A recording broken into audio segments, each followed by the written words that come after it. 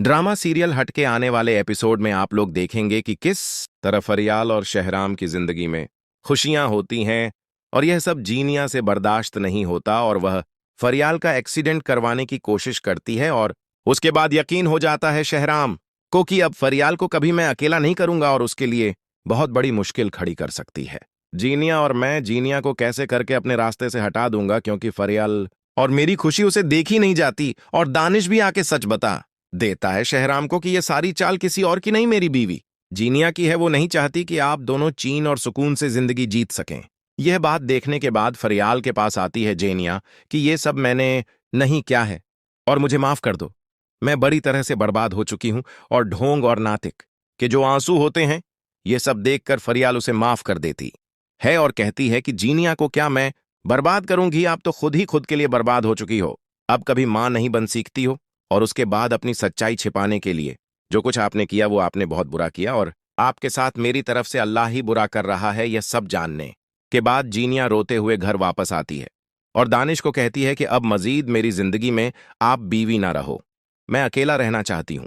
फरियाल जीनिया की बातें सुनने के बाद वहां से चली जाती है, लेकिन जीनिया अंदर ही अंदर मुकम्मल तौर पर टूट चुकी होती है।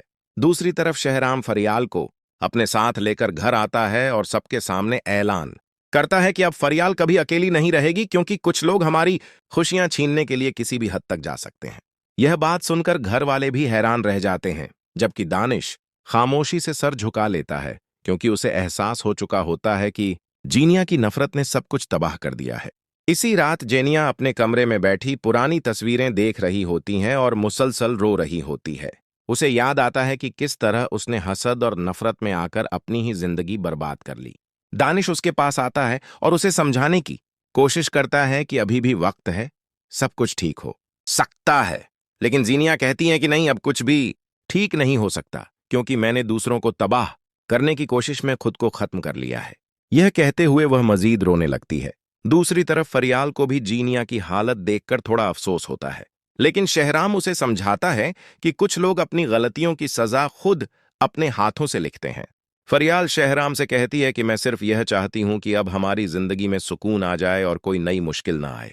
शहराम वादा करता है कि वह हर हाल में फरियाल को खुश रखेगा और अब किसी को भी उन दोनों के दरमियान नहीं आने देगा।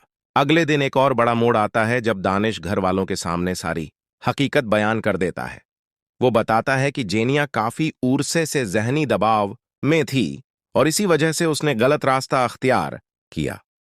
ये सब सुनकर शहराम की वालदा भी परेशान हो जाती हैं और कहती हैं कि नफरत इंसान को इंधा कर देती है। लेकिन जीनिया यह सब बर्दाश्त नहीं कर पाती और खामोशी से घर छोड़ने का फैसला कर लेती है।